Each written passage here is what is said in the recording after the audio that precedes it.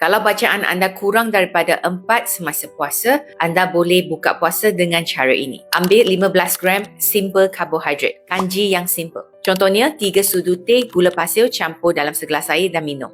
Ataupun 150 ml jus buah-buahan.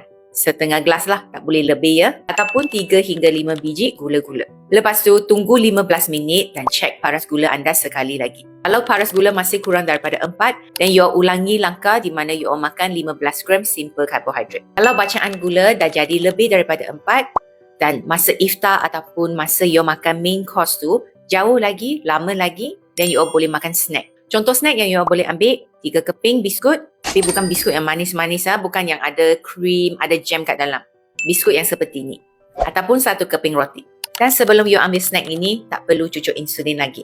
Kalau pada hari biasa, you memang ada cucuk insulin sebelum makan. You nak makan main course. Okay, portion yang biasa. Dan sebelum makan tu, you harus cucuk insulin. Siapa di sini pernah kena hypoglycemia? Cuba komen dan share dengan saya. Klik follow kalau you nak belajar tips kesihatan dan ubat.